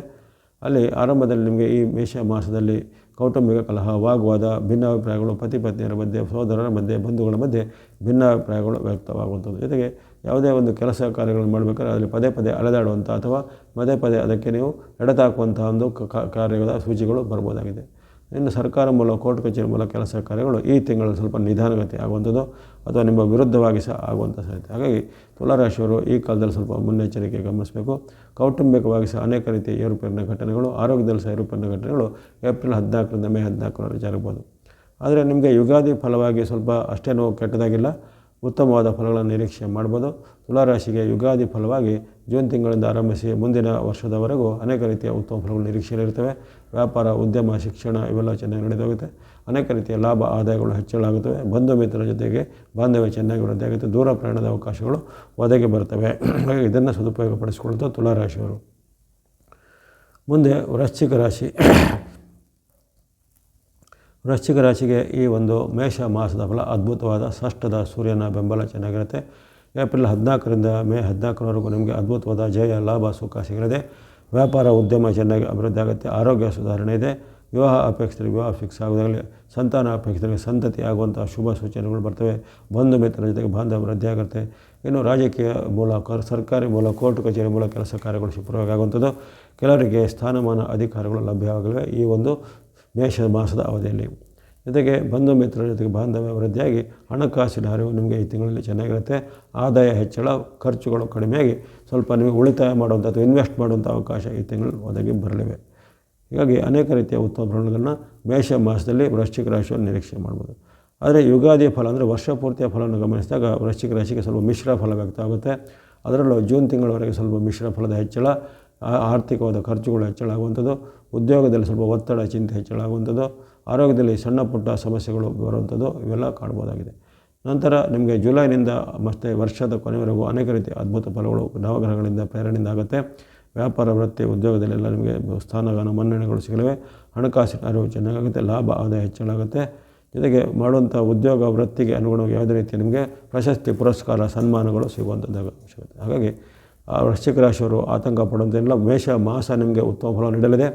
ಮೇಷ ಮಾಸದ ಬಳಿಕ ಉಳಿದಂಥ ಕೆಲವು ಮಾಸಗಳ ಆರಂಭದಲ್ಲಿ ಸ್ವಲ್ಪ ಹಿನ್ನಡೆ ಆದರೂ ಮತ್ತೆ ಉತ್ತಮ ಫಲಗಳು. ಹಾಗಾಗಿ ಸ್ವಲ್ಪ ಸಣ್ಣ ಪುಟ್ಟ ಏರುಪೇರಿನ ಘಟನೆಗಳು ಬರ್ಬೋದಾಗಿದೆ. ಭಕ್ತಿ ಮಾರ್ಗ, ಧರ್ಮ ಮಾರ್ಗದಿಂದ ನಿಮ್ಮ ಒಂದು ಭವಿಷ್ಯವನ್ನು ಸರಿಪಡಿಸಿಕೊಳ್ಳಿ ವೃಶ್ಚಿಕ ರಾಶಿಯವರು. ಧನುರಾಶಿಗೆ ಈ ಪಂಚಮದ ಚಲನೆ ಮೇಷ ಮಾಸದಲ್ಲಿ ಅದು ನಿಮಗೆ ಮಿಶ್ರ ಫಲವನ್ನು ಸೂಚನೆ ಮಾಡುತ್ತೆ. ಹಾಗಾಗಿ ಇಲ್ಲಿ ಕಲಹ, ವಾಗ್ವಾದಗಳು ಮೇಷ ಮಾಸದಲ್ಲಿ ಅಂದರೆ ಏಪ್ರಿಲ್ 14ರಿಂದ ಮೇ 14ರವರೆಗೂ ಕಲಹ, ವಾಗ್ವಾದಗಳು ಹೆಚ್ಚಳ ಆಗುವಂಥದ್ದು. ತಂದೆ ಮಕ್ಕಳ ಮಧ್ಯೆ, ಬಂಧುಗಳ ಜೊತೆಗೆ, ತಾಯಿಯ ಜೊತೆಗೆ ಅಥವಾ ಗುರು ಹಿರಿಯರ ಜೊತೆಗೆ ವಾಗ್ವಾದ ಕಲಹ ಆಗುತ್ತೆ. ನೀವು ಇತರರನ್ನು ನಿಂದೆ ಮಾಡುವಂಥದ್ದು ಅಥವಾ ಇತರರ ಜೊತೆ ನಿಮಗೆ ವಾಗ್ವಾದ ಕಲಹಗಳು ಸಣ್ಣ ಪುಟ್ಟ ಕಾರಣಕ್ಕೂ ಬೆಳೆಯುವಂಥದ್ದೆಲ್ಲ ಆಗುತ್ತೆ. ಹಾಗಾಗಿ ಇವಾಗ ನೀವು ಮಾತು, ನಡವಳಿಕೆಯನ್ನು ನಿಯಂತ್ರಣ ಮಾಡ್ಕೋಬೇಕು. ಜೊತೆಗೆ ನಿಮ್ಮ ಬಂಧುಗಳಲ್ಲಿ, ಮಿತ್ರರಲ್ಲಿ ಬಾಂಧವ್ಯ ಚೆನ್ನಾಗಿಡುವಂಥ ಪ್ರಯತ್ನ ಮಾಡಬೇಕು. ಈ ಮಾಸದ ಫಲ ನಿಮಗೆ ಮಿಶ್ರವಾಗಿ ಬಂದಿದೆ. ಹಾಗೆಯೇ ಸಂವತ್ಸರ ಫಲದಲ್ಲೂ ಮಿಶ್ರ ಫಲ ಅಂತ ಬಂದಿದೆ. ಯುಗಾದಿ ಫಲದಲ್ಲೂ ಸಮ್ಮಿಶ್ರವಾಗಿರುವಂಥ ಫಲಗಳು ವ್ಯಕ್ತವಾಗಿವೆ. ಹಾಗಾಗಿ ಹಣಕಾಸಿನ ಹರಿವು ನಿಧಾನ ಆಗುತ್ತೆ. ಪತಿ ಪತ್ನಿಯರ ಬಾಂಧವ್ಯ ಹಾಳುಗೆಡುವಂಥದ್ದು ವಿಚಾರಗಳು, ಮಕ್ಕಳ ಜೊತೆಗೆ ವಾಗ್ವಾದಗಳು ಕಲಹಗಳಾಗುವಂಥದ್ದು, ಪ್ರಯಾಣದಲ್ಲಿ ಏನಾದರೂ ಇರಿಸುಗುರಿಸುವಂಥ ಘಟನೆ, ಸಣ್ಣ ಪುಟ್ಟ ಅವಘಡಗಳು ಆಗುವಂಥದ್ದು, ಜೊತೆಗೆ ಆಸ್ಪತ್ರೆ ಖರ್ಚು, ಕೋರ್ಟ್ ಕಚೇರಿ ಖರ್ಚುಗಳೆಲ್ಲ ಈಗ ತಲೆದೋರುವಂಥದ್ದೆಲ್ಲ ಆಗುತ್ತೆ. ಅಸಮಾಧಾನ ಹೆಚ್ಚಳ ಆಗುತ್ತೆ. ಹಾಗಾಗಿ ಈ ಮೇಷ ಮಾಸವು ನಿಮಗೆ ಮಿಶ್ರ ಫಲ, ಜೊತೆಗೆ ಸೌರಮಾನದ ಈ ಒಂದು ವರ್ಷವು ನಿಮಗೆ ಮಿಶ್ರ ಫಲದ ಇರುವ ಕಾರಣ ತನು ಮನ ಧನದ ಸಂಯಮ ಕಾಪಾಡಿಕೊಂಡು ದೇವರ ಭಕ್ತಿ, ಶ್ರದ್ಧಾ ಭಕ್ತಿ, ಧ್ಯಾನ ಮಾರ್ಗ, ಭಕ್ತಿ ಮಾರ್ಗ, ಧ್ಯಾನ ಮಾರ್ಗವನ್ನು ಅನುಸಾರ ಮಾಡಬೇಕಾಗತ್ತೆ ಈ ಒಂದು ಧನುರಾಶಿಯವರು. ಇನ್ನು ಮಕರ ರಾಶಿ. ಮಕರ ರಾಶಿಗೆ ಈ ಮೇಷ ಮಾಸದ ಫಲ ಮಿಶ್ರವಾಗಿ ಬಂದಿದೆ. ಅಲ್ಲಿ ನಿಮ್ಮ ರಾಶಿಯಿಂದ ಚತುರ್ಥ ಅಥವಾ 4ನೇ ಮನೆಯಲ್ಲಿ ಆಗುವ ಪರಿವರ್ತನೆ ನಿಮಗೆ ಸೌರಮಾನದ ಮಾಸದಲ್ಲಿ ಬಂಧು ವೈರವನ್ನು, ಅತೃಪ್ತಿಯನ್ನು, ಹತಾಶೆಯನ್ನು, ಜೊತೆಗೆ ಮನಸ್ಸಿಗೆ ಆಘಾತವಾಗುವಂಥ ಘಟನೆಯನ್ನು, ಅವಮಾನಕರ ಘಟನೆಯನ್ನು, ಚಿಂತೆ, ಒತ್ತಡ ಹೆಚ್ಚಳವನ್ನು ನಿಮಗೆ ಈ ಮೇಷ ಮಾಸದಲ್ಲಿ ಏಪ್ರಿಲ್ 14ರಿಂದ ಮೇ 14ರವರೆಗೂ ಸೂಚನೆ ಮಾಡುತ್ತೆ. ಆದರೆ ಈ ಸಂವತ್ಸರ ಅಂದರೆ ಮುಂದಿನ ಒಂದು ವರ್ಷದ ವಿಚಾರ ಗಮನಿಸಿದಾಗ ಸೌರಮಾನದ ಈ ಸಂವತ್ಸರವು ನಿಮಗೆ ಅದ್ಭುತವಾದ ಶುಭವನ್ನು, ಸುಖವನ್ನು, ಲಾಭವನ್ನು ಕೊಡಲಿದೆ. ಹಣಕಾಸಿನ ಅರಿವು ಚೆನ್ನಾಗಾಗುತ್ತೆ. ವ್ಯಾಪಾರ, ಉದ್ಯೋಗ, ವೃತ್ತಿಯೆಲ್ಲ ಚೆನ್ನಾಗಿ ಆಗುವಂಥದ್ದು, ಹೊಸ ಅವಕಾಶಗಳು ಸಿಗುವಂಥದ್ದು. ಆಗಲೇ ಶನಿ ಮಹಾರಾಜರ ಅನುಗ್ರಹ ನಿಮ್ಮ ಮೇಲಿದೆ. ಹಾಗಾಗಿ ಶನಿ ಮಹಾರಾಜರ ಅನುಗ್ರಹ ಜೊತೆಗೆ ಶನಿಯ ಒಂದು ಪಿತೃ ಸ್ವರೂಪದಂಥ ಸೂರ್ಯ ಭಗವಂತ, ಹಾಗೆ ರವಿಪುತ್ರಂ ಅಂತ ಹೇಳ್ತಾರೆ ಶನಿ ಮಹಾರಾಜರಿಗೆ, ಅಂಥ ಒಂದು ಪಿತೃ ಸ್ವರೂಪದಂಥ ರವಿಯ ಅನುಗ್ರಹ ನಿಮಗೆ ಈ ವರ್ಷದಲ್ಲಿ ಹಲವಾರು ಬಾರಿ ಉತ್ತಮ ಫಲವನ್ನು, ಜಯ, ಸುಖ, ಲಾಭವನ್ನು ಕೊಡುವುದಾಗಲಿ. ಉದ್ಯೋಗಸ್ಥರಿಗೆ ಉದ್ಯೋಗದಲ್ಲಿ ನಿಮಗೆ ಹೆಚ್ಚಿನ ಬಡ್ತಿ, ಪ್ರಮೋಷನು, ವ್ಯಾಪಾರಿಗಳಿಗೆ ವ್ಯಾಪಾರ ಅಭಿವೃದ್ಧಿ, ಸಂತಾನಾಪೇಕ್ಷೆ ಸಂತಾನ, ವಿವಾಹ ಅಪೇಕ್ಷೆ ವಿವಾಹ ಮುಂತಾದ ಶುಭ ಫಲಗಳು ಮಕರ ರಾಶಿಯವರಿಗೆ ಈ ಬಾರಿ ಸೂರ್ಯ ಅನುಗ್ರಹದಿಂದ ವರ್ಷದ ಪೂರ್ತಿ ಆಗಲಿವೆ. ಅದನ್ನು ಸದುಪಯೋಗಪಡಿಸಿಕೊಳ್ಳಿ. ಆಸಕ್ತಿ ಇದ್ದರೆ ಸೂರ್ಯನಿಗೆ ಸಂಬಂಧಿಸಿದ ಶ್ಲೋಕ, ಪ್ರಾರ್ಥನೆ ನೀವು ಅನುಷ್ಠಾನ ಮಾಡ್ಬೋದು. ಇನ್ನು ಕುಂಭರಾಶಿ. ಕುಂಭರಾಶಿಗೆ ಈ ಸೂರ್ಯನ ಮೇಷ ಮಾಸದ ಫಲ ಅದ್ಭುತವಾದ ಉತ್ತಮ ಫಲವನ್ನು ಕೊಡಲಿದೆ. ಮೇಷ ಮಾಸ ಅಂದರೆ ಏಪ್ರಿಲ್ 14ರಿಂದ ಮೇ 14, ಜಯ, ಸುಖ, ಲಾಭ, ಯಶಸ್ಸು, ಕೀರ್ತಿ ಬರುವಂಥದ್ದು, ವ್ಯಾಪಾರ ಉದ್ಯಮದಲ್ಲಿ ಮುನ್ನಡೆ ಆಗುವಂಥದ್ದು, ಬಂಧು ಮಿತ್ರರ ಸಹಕಾರ ಸಿಗುವಂಥದ್ದು, ದೂರ ಪ್ರಯಾಣದಲ್ಲಿ ನಿಮಗೆ ಯಶಸ್ಸು ಸಿಗುವಂಥದ್ದು, ಮಾಡುವಂಥ ಉದ್ಯೋಗ ವೃತ್ತಿಯಲ್ಲಿ ನಿಮಗೆ ನಿಮ್ಮ ಪರಿಶ್ರಮಕ್ಕೆ ಅಥವಾ ನಿಮ್ಮ ಸಾಧನೆಗೆ ಹೆಚ್ಚಿನ ಪುರಸ್ಕಾರ ಸಿಗುವುದಾಗಲಿ, ಅಥವಾ ಉನ್ನತ ಮಟ್ಟದ ಹುದ್ದೆಗಳು ಅಂದರೆ ಪೋಸ್ಟ್ಗಳು ಸಿಗುವಂಥದ್ದು, ಪ್ರಮೋಷನ್ಗಳು ಸಿಗುವಂಥದ್ದೆಲ್ಲ ಇರುತ್ತೆ. ಅದನ್ನು ಸದುಪಯೋಗಪಡಿಸಿಕೊಳ್ಳುವಂಥದ್ದು. ಮಹಿಳೆಯರು, ಗೃಹಿಣಿಯರಿಗೆ ಸಹ ಭಾಳ ಉತ್ತಮವಾದ ಫಲ. ವಿದ್ಯಾರ್ಥಿ, ಯುವಕರು, ಸಾಧಕರಿಗೆ ಸಹ ಉತ್ತಮ ಫಲಗಳು ಈ ಒಂದು ಸಂದರ್ಭದಲ್ಲಿ ವ್ಯಕ್ತವಾಗುತ್ತವೆ. ಹಾಗಾಗಿ ಕುಂಭರಾಶಿಯವರು ಇದನ್ನು ಸದುಪಯೋಗಪಡಿಸಿಕೊಳ್ಳುವಂಥದ್ದು. ಆಸಕ್ತಿ ಇದ್ದವರು ಕೊನೆಗೆ ಹೇಳತಕ್ಕಂಥ ಈ ಶ್ಲೋಕ ಮಾರ್ಗ, ಧರ್ಮ ಮಾರ್ಗ, ಪ್ರಾರ್ಥ ಮಾರ್ಗ ಇತ್ಯಾದಿಗಳನ್ನು ಅನುಷ್ಠಾನ ಮಾಡ್ಬೋದು ಕುಂಭರಾಶಿಯವರು. ಕೊನೆಯದಾಗಿ ಮೀನರಾಶಿ. ಮೀನರಾಶಿಗೆ ನಿಮ್ಮ ರಾಶಿಯಿಂದ ನಷ್ಟ, ಧನಸ್ಥಾನ ಅಥವಾ 2ನೇ ಮನೆಯಲ್ಲಿ ಆಗುವಂಥ ಪರಿವರ್ತನೆ. ಹಾಗಾಗಿ ಮೀನರಾಶಿಯವರಿಗೆ ಅನೇಕ ರೀತಿಯ ವ್ಯತ್ಯಾಸಗಳು ಈ ಸಂದರ್ಭದಲ್ಲಿ ಕಂಡುಬರುತ್ತವೆ. ವ್ಯಾಪಾರ, ಉದ್ಯೋಗ, ಶಿಕ್ಷಣದಲ್ಲಿ ಅನೇಕ ರೀತಿಯ ಒಂದು ಖರ್ಚು ವೆಚ್ಚಗಳು ಹೆಚ್ಚಳಾಗುವಂಥದ್ದು. ಸಂವತ್ಸರದ ಫಲವು ಮಿಶ್ರವಾಗಿದೆ, ಮಾಸದ ಫಲವು ಸಹ ಮಿಶ್ರವಾಗಿದೆ. ಸಾಡೆ ಸಾತಿಯ ಪ್ರಭಾವದಲ್ಲಿ ನೀವು ಸಹ ಇದ್ದೀರಾ. ಜನ್ಮದಲ್ಲೇ ಇರುವಂತಹ ಶನಿ ಮಹಾರಾಜರ ಕಾರಣವಾಗಿ ನಿಮಗೆ ಸೂರ್ಯನಿಂದ ಸಿಗಬೇಕಾದ ಉತ್ತಮ ಫಲಗಳು ಈಗ ಸಿಗುವಂಥ ಸಾಧ್ಯತೆ ಬಹಳ ಕಡಿಮೆ ಇರುತ್ತೆ, ಅಥವಾ ವಿರುದ್ಧ ಫಲಗಳು ಸ್ವಲ್ಪ ಜಾಸ್ತಿ ಆಗ್ಬೋದು. ಖರ್ಚು ವೆಚ್ಚ ಹೆಚ್ಚಳ, ಆರೋಗ್ಯದಲ್ಲಿ ಸಮಸ್ಯೆ, ಅನಿರೀಕ್ಷಿತ ಖರ್ಚುಗಳು, ನಂಬಿಸಿ ದ್ರೋಹ ಮಾಡುವಂಥ ಒಂದು ಕಿರುಕುಳಗಳು, ಜೊತೆಗೆ ವೃತ್ತಿ, ವ್ಯಾಪಾರ, ಉದ್ಯೋಗ, ಶಿಕ್ಷಣದಲ್ಲಿ ಸರ್ಕಾರದ ಇಲಾಖೆಗಳಿಂದ ನಿಮಗೇನಾದ್ರು ತೊಂದರೆ, ಕಾನೂನು ಕ್ರಮಗಳು ಬರುವಂಥದ್ದು, ನೋಟಿಸ್ಗಳು ಬರುವಂಥದ್ದು ಇರುತ್ತೆ. ಜೊತೆಗೆ ದಂಪತಿಯ ಮಧ್ಯೆ ಕಲಹವಾಗುವುದು ಹೆಚ್ಚಳಾಗುತ್ತೆ. ಮಿತ್ರರ ಜೊತೆ ಕಲಹವಾಗುವುದು, ಸಂಬಂಧಿಗಳ ಜೊತೆ ಕಲಹವಾಗುವುದಗಳು ಹೆಚ್ಚಳ ಆಗುವಂಥದ್ದು. ಜೊತೆಗೆ ನಿಮ್ಮ ಮೇಲೆ ಗಂಭೀರವಾದ ಆರೋಪ, ಅವಮಾನಕರ ಘಟನೆಗಳು ಸಾರ್ವಜನಿಕ ಸಂಬಂಧದಲ್ಲಿ ಆಗುವಂಥ ಸಾಧ್ಯತೆ ಎಲ್ಲ ಬರುತ್ತೆ. ಮನೆಯಲ್ಲಿ ಸಹ ನಿಮಗೆ ಒಂದು ಮಾತಿನ ಬಾಂಧವ್ಯ ಕಡಿಮೆ, ತಂದೆ ಮಕ್ಕಳ ಜೊತೆಗೋ, ಪತಿ ಪತ್ನಿ ಜೊತೆಗೋ, ಅಥವಾ ಇನ್ನಿತರ ಒಂದು ಮನೆಯಲ್ಲಿರ್ತಕ್ಕಂಥ ಸದಸ್ಯರ ಜೊತೆಗೋ ಬಾಂಧವ್ಯ ಕೊರತೆ ಆಗುತ್ತೆ. ಜೊತೆಗೆ ಅವರ ವಿರುದ್ಧವಾದ ಒಂದು ನಿಮಗೆ ಹತಾಶೆ ಅಥವಾ ಒಂದು ವೈರತ್ವ, ಶತ್ರುತ್ವದ ಭಾವನೆ ನಿಮ್ಮ ಮನಸ್ಸಿನಲ್ಲಿ ಈಗ ತಾಂಡವವಾಡುತ್ತೆ. ಹಾಗಾಗಿ ನಿಮಗೆ ವೈಯಕ್ತಿಕವಾಗಿಯೋ, ಹಣದ ವಿಚಾರವಾಗಿಯೋ, ಆರೋಗ್ಯದ ವಿಚಾರವಾಗಿಯೋ, ಜೊತೆಗೆ ಇನ್ನಿತರ ಯಾವುದೇ ರೀತಿಯ ಸಾರ್ವತ್ರಿಕ ವಿಚಾರವಾಗಿಯೋ ಈ ತಿಂಗಳು ಮೇಷ ಮಾಸವು ವಿರುದ್ಧವಾಗಿದೆ. ಅದೇ ರೀತಿ ಈ ಸಂವತ್ಸರ ಪೂರ್ತಿ ನಿಮಗೆ ವಿರುದ್ಧವಾಗಿರುವಂಥ ಒಂದು ಸಾಧ್ಯತೆ ಇರುತ್ತೆ. ಹಾಗಾಗಿ ಭಕ್ತಿ ಮಾರ್ಗ, ಧರ್ಮ ಮಾರ್ಗ, ದಾನ ಮಾರ್ಗದ ಮೂಲಕ ನಿಮ್ಮ ದೋಷವನ್ನು ಪರಿಹಾರ ಮಾಡಿಕೊಳ್ಬೇಕಾಗತ್ತೆ ಮೀನರಾಶಿಯವರು. ಇಲ್ಲಿವರೆಗೆ ಈ ಸೂರ್ಯನ ಮೇಷ ಪ್ರವೇಶ ಅಥವಾ ಸೌರಮಾನ ಯುಗಾದಿ ವಿಶ್ವತ್ ಪುಣ್ಯಕಾಲದ ಒಂದು ಸಂಕ್ಷಿಪ್ತವಾದ ಮುನ್ನೋಟವನ್ನು ವಿಶ್ಲೇಷಣೆ ಮಾಡಿದ್ದೇನೆ. ಹಾಗೆಯೇ 12 ರಾಶಿಗಳಿಗೆ ಅನುಗುಣವಾಗಿ ಮೇಷ ಮಾಸ, ಅದರ ಜೊತೆಗೆ ಈ ಒಂದು ಸೌರಮಾನ ಸಂವತ್ಸರದ ಒಂದು ಸಂಕ್ಷಿಪ್ತವಾದ ಫಲದ ಮುನ್ನೋಟವನ್ನು ವಿಶ್ಲೇಷಣೆ ಮಾಡಿದ್ದೇನೆ. ಇಲ್ಲಿ ಕೆಲವೊಂದು ರಾಶಿಗೆ ಅತ್ಯುತ್ತಮ ಅದ್ಭುತವಾದ ಫಲಗಳು ವ್ಯಕ್ತವಾಗಿವೆ, ಕೆಲವೊಂದು ರಾಶಿಗೆ ಮಧ್ಯಮ ಮತ್ತು ಮಿಶ್ರ ಫಲಗಳು ವ್ಯಕ್ತವಾಗಿವೆ, ಕೆಲವೊಂದು ರಾಶಿಗೆ ಸ್ವಲ್ಪ ಸಂಕಷ್ಟಮಯ ಫಲಗಳು ವ್ಯಕ್ತವಾಗಿವೆ. ಯಾರೋ ಈ ಮಧ್ಯಮ ಮಿಶ್ರ ಸಂಕಟಗಳಿಂದ ಚಿಂತಿತರಾಗದೆ ನಿಮ್ಮ ಯಥಾವತ್ ಭಕ್ತಿ ಮಾರ್ಗ, ಧರ್ಮ ಮಾರ್ಗ, ದಾನ ಮಾರ್ಗವನ್ನು ಅನುಸರಿಸಿಕೊಳ್ಳಿ. ನಿಮ್ಮ ಕುಲದೇವತೆ, ಇಷ್ಟದೇವತೆ, ಗ್ರಾಮ ದೇವತೆ ಅಥವಾ ನವಗ್ರಹದ ದೇವತೆಗಳೆಲ್ಲರೂ ಸ್ವರೂಪವನ್ನು ಆರಾಧನೆ ಮಾಡ್ಕೊಳ್ತಾ ಬನ್ನಿ. ಭಕ್ತಿಗಿಂತ ಧರ್ಮ ಮಾರ್ಗಕ್ಕಿಂತ ಶ್ರೇಷ್ಠವಾದ ಯಾವುದಿಲ್ಲ. ಹಾಗೆಯೇ ಸೂರ್ಯನಿಗೆ ಸಂಬಂಧಿತವಾದ ಭಕ್ತಿ ಅನುಷ್ಠಾನಗಳನ್ನು ಮಾಡ್ಬೋದು. ಸೂರ್ಯನ ಅಷ್ಟೋತ್ತರ ಶತನಾಮಾವಳಿ ಅಂತ ಸಿಗುತ್ತೆ, ಅದನ್ನು ನೀವು ಪ್ರತಿನಿತ್ಯ ಪಠನೆ ಮಾಡ್ಬೋದು. ಆದಿತ್ಯ ಹೃದಯ ಸ್ತೋತ್ರ ಅಂತಿರುತ್ತೆ, ಅದು ವಿಶೇಷವಾಗಿ ಅಗಸ್ತ್ಯ ಭಗವಾನರು ಶ್ರೀರಾಮನಿಗೆ ಬೋಧಿಸಿದಂಥ ಒಂದು ವಿಶೇಷವಾದ ಆದಿತ್ಯ ಹೃದಯ ಸ್ತೋತ್ರ. ಹಾಗಾಗಿ ಅಲ್ಲಿ ಭಗವಂತ ರಾಮಚಂದ್ರನಿಗೆ ಸ್ವಲ್ಪ ಭಯ ಉಂಟಾದಾಗ ಅಥವಾ ಆತನಿಗೆ ಮನಸ್ಸಿನಲ್ಲಿ ಒಂದು ಆತಂಕ ಚಿಂತೆಗಳು ಉಂಟಾದಾಗ ಅದರ ನಿವಾರಣೆಗೆ ಅಗಸ್ತ್ಯ ಭಗವಾನರು ಒಂದು ಬೋಧಿಸಿದಂತಹ ಒಂದು ಆದಿತ್ಯ ಹೃದಯ ಸ್ತೋತ್ರ ಪ್ರಸಿದ್ಧವಾಗಿದೆ. ಹಾಗಾಗಿ ಆದಿತ್ಯ ಹೃದಯ ಸ್ತೋತ್ರವನ್ನು ಪಠನೆ ಮಾಡೋದಾಗಲಿ ಅಥವಾ ಜಪಾಕುಸುಮ ಸಂಕಾಶಂ ಕಾಶ್ಯಪೇಯ ಮಹಾದಿದಂ ತಮರು ಸ್ವರೂಪಭಾಗಂ ಪ್ರಣೋದೋಸ್ವಿ ದಿವಾಕರಂ ಪ್ರಸಿದ್ಧವಾದ ಒಂದು ಸೂರ್ಯನ ಶ್ಲೋಕ, ಅದನ್ನು ನೀವು ಈ ಪಠನೆ ಮಾಡುವುದು ವೇದವ್ಯಾಸ ಭಗವಾನ್ ರಹಿತವಾದಂಥ ನವಗ್ರಹಗಳ ಸ್ತೋತ್ರದ ಮೊದಲನೇ ಶ್ಲೋಕ ಆಗಿರುತ್ತೆ. ಅದೇ ರೀತಿ ಒಂದು ರವಿಯ ಪೀಡಾ ಪರಿಹಾರ ಶ್ಲೋಕನೂ ಇರುತ್ತೆ. ಗ್ರಹಣಾಮಾದಿರಾದಿತ್ಯೋ ಲೋಕರಕ್ಷಣಕಾರಕ ವಿಷಮಸ್ಥಾನ ಸಂಭೂತ ಪೀಡಾಹರತು ಮೇ ರವಿಹಿ ಅಂಥೇಳಿ ಪ್ರಾರ್ಥನೆ ಮಾಡುವಂಥದ್ದು. ಗ್ರಹಣಾಮಾದಿರಾದಿತ್ಯೋ ಲೋಕರಕ್ಷಣಕಾರಕ ವಿಷಮಸ್ಥಾನ ಸಂಭೂತ ಪೀಡಾಹರತು ಮೇ ರವಿಹಿ ಅಂತ ಸೂರ್ಯ ಭಗವಂತನಿಗೆ ಪೀಡಾ ಪರಿಹಾರಕ್ಕಾಗಿ ಪ್ರಾರ್ಥನೆ ಮಾಡುವಂಥದ್ದು. ಅದೇ ರೀತಿ ಸೂರ್ಯ ನಮಸ್ಕಾರ ಅನ್ನೋದು ಪ್ರಸಿದ್ಧವಾಗಿದೆ. ಅದು ಯೋಗಾಭ್ಯಾಸದಿಂದ ಅನುಸಾರವಾಗಿ ಮಾಡುವಂತಹ ಒಂದು 12 ಅಥವಾ 12 ಸೂರ್ಯ ನಮಸ್ಕಾರಗಳಿಗೆ ಮಹತ್ವ ಇರುತ್ತೆ. ಅದರಿಂದ ನಮಗೆ ಆರೋಗ್ಯ, ಮನಸ್ಸು, ಆತ್ಮ ಬಲ ಎಲ್ಲವೂ ಚೆನ್ನಾಗಿ ವೃದ್ಧಿ ಆಗುತ್ತೆ. ಹಾಗಾಗಿ ಅದನ್ನು ಒಂದು ಸಾರ್ವತ್ರಿಕವಾಗಿ ಸೂರ್ಯ ನಮಸ್ಕಾರ ಅನುಷ್ಠಾನ ಮಾಡ್ಬೋದು.